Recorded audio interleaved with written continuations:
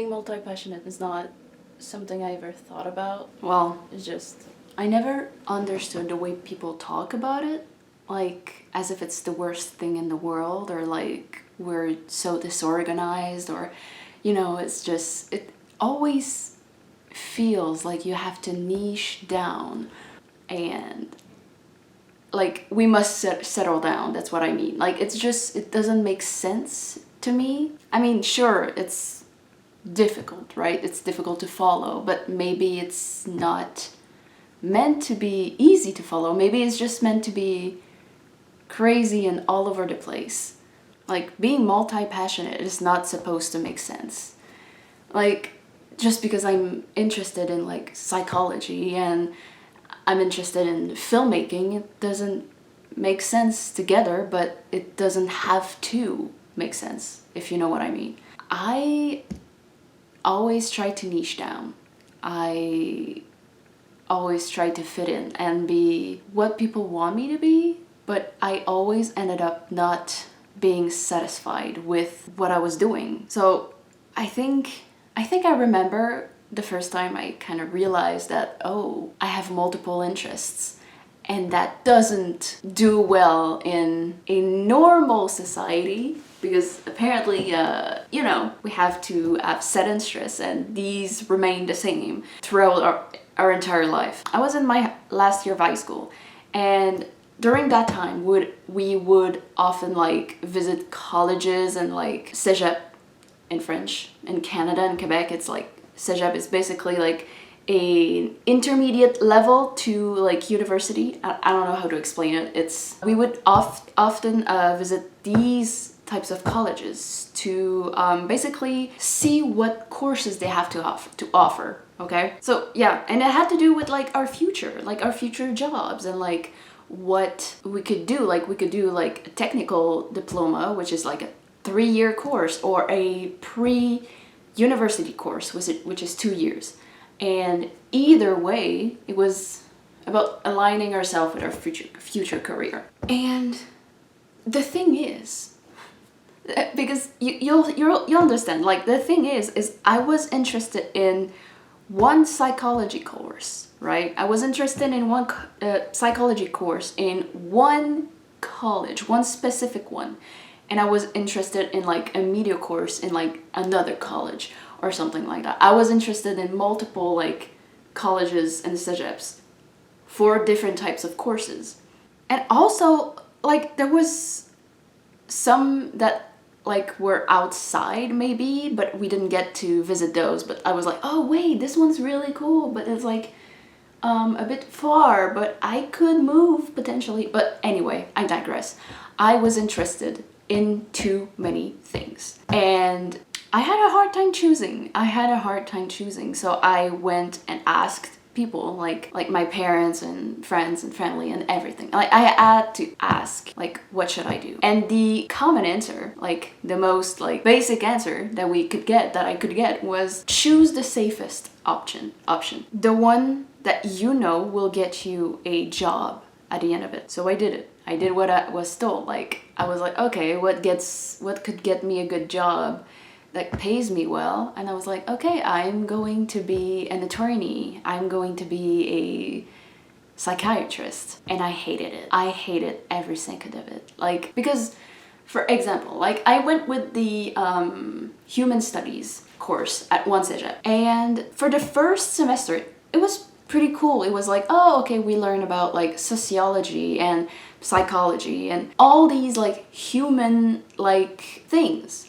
But for the second semester, we had to, because it was obligatory, we had to do the course for history. What? I didn't choose that. Why am I doing that? I didn't choose that. And we had to like pass these classes to get to like the end of the course. Like there was some mandatory classes that we had to pass in order to continue on with the psychology course. And it was all for the sake of this diploma. And like I failed, obviously, because that was not something I chose. But I also failed on purpose because the history teacher was not great.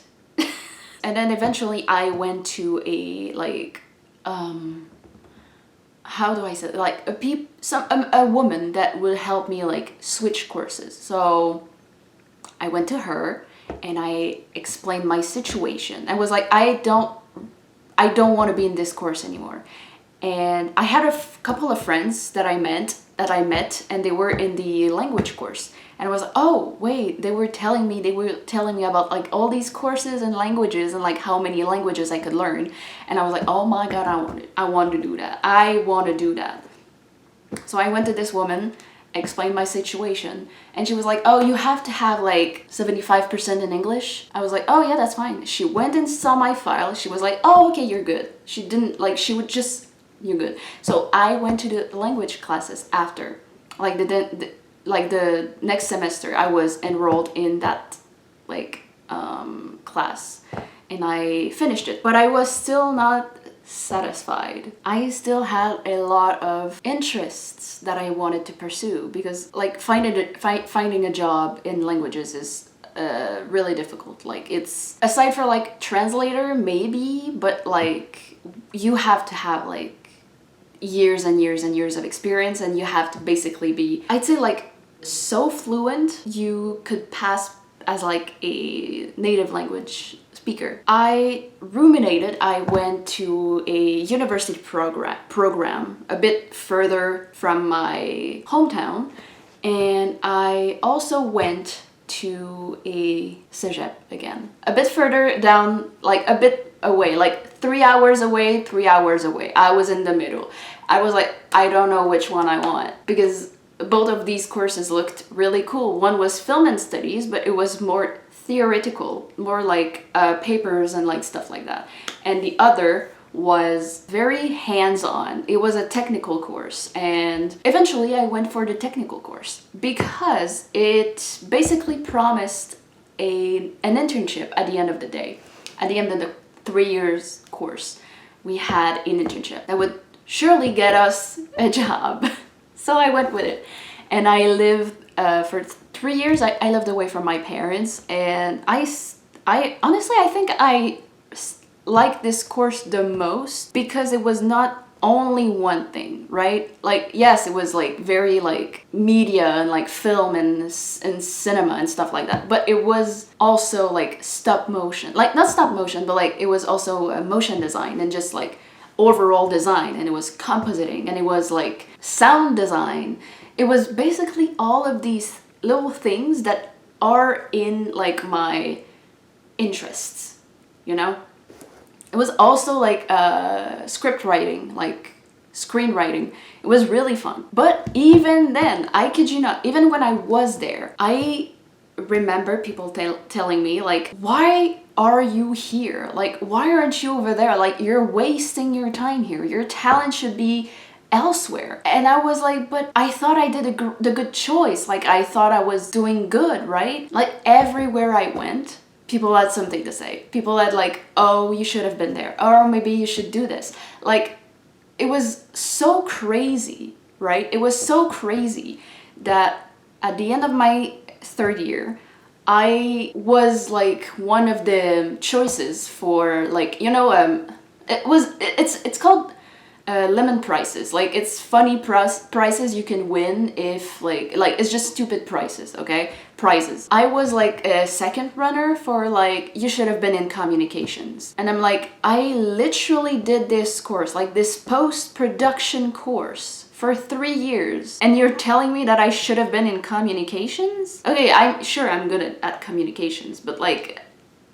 I like other things too. So either way, it was exhausting. It was so exhausting because people were getting into my head, right? It was like, I was still quite young, but I was not as young as the people that I went to school with, if you know what I mean. Like, I was still like in my like very much early 20s. But yeah, either way, I still try to fit in and focus on one single thing. I was so obsessed with trying to be just like everyone else. And I began to write, like obsessively write. I wrote every single day. I wrote, okay, I'm just going to show you because It's kind of crazy. It's just on my notes. I had more on my computer, but if you see 2018, 2019, 2020, 2021, it is insane how much I wrote, okay? And I wrote stories and lyrics, and I conveyed what I was feeling, what I wanted to share through characters and the storylines. During that time, even though I was doing something I really liked, I had people yapping in my ear saying I should do something else. And I was so stuck in my head, I daydreamed about being on stage and sharing my art and sharing my world, my passion with people that are like me, that appreciate me for what I do, for what I am, for even if I'm like all over the place and everything. I was daydreaming about finding this peace of mind through what I wanted to say. Like I said, like my interests about writing, it was always there. It was always present within me. So I wrote so much. And I also thought about becoming an actor. In a lot of like the plays and like stuff that we did in like our courses, we needed actors. And I was often, a crazy amount of time I was an actor. And I loved every second of it, but I also loved being behind a camera. So you can see where this like, I cannot choose. I look crazy, but I promise you I'm not. Maybe I am, I don't know. But you know what I mean? I wanted to be an actor so I could be anything I wanted to be. Like one time I wanted to do like a investigator course. I wanted to be like a detective. And I thought in my brain, oh, okay, you know what? If I'm an actor, I can like talk with real detective and immerse myself in the role. That's what I wanted to try. Because I was like, if I cannot settle for something, I might as well do something that allows me to do everything. And that thing, like about writing and being on stage and writing lyrics and being like a pop star essentially, or an actor. And I never told anyone about this thing. I never told anyone that I wanted to be an artist or wanted to be not tied to one specific background, to one specific path, because I knew that their answer to my divergence, if you know, like, I don't know how to say this, but I knew what their answer was going to be. Settle down, find something that will allow for stable income, and do everything else as a hobby. And like, yeah, I get it. It's like, it's the most logical thing to say, right? It's like, we must make money in order to live in today's society. But every time I kept thinking like, but what if there's more to it? What if I could create something with all of my passions? I mean, it took years, because here I am. I realized that I didn't have to settle for one thing. Like, it may feel all over the place, but I promise it's very concise in my brain, okay? I write everything down. I have a schedule. I have a set schedule. Yeah, to the naked eye, to the human eye, to the other eye. It looks like a mess, but it's my mess. And if someone else doesn't understand, then it doesn't mean it's wrong. It just means they don't understand it. Then they don't have to understand it. So maybe you feel like you're too much, or that you have too many interests and passions and like things you want to try and do. Maybe people in your life are urging you to choose one thing over the other, and you don't know what to do because you have passion for both of them. You can't let go of one thing. And I'm here to tell you that your passions are yours. Your interests are yours. And what people say about it, what people judge about it, will never change your love for the thing that you like. So being multi-passionate is not supposed to make sense. It's not supposed to be perfect in every shape or form. It's not supposed to be linear. You can develop like passions along the line. You can drop some and like pick them up later in your life. It doesn't mean that it's wrong. Like, people will not understand, and it's okay. You don't have to be understood. You just have to allow yourself to live through your passions. You don't have to niche down to please people who don't understand you. Boom. Ciao. I'm hot. Can't you tell? It's been unbearably hot these past, like, what, 5 days? And I've had weird dreams. That was just a little thought. Maybe I'll put it at the end of the video. Regardless, I was talking about being multi-passionate.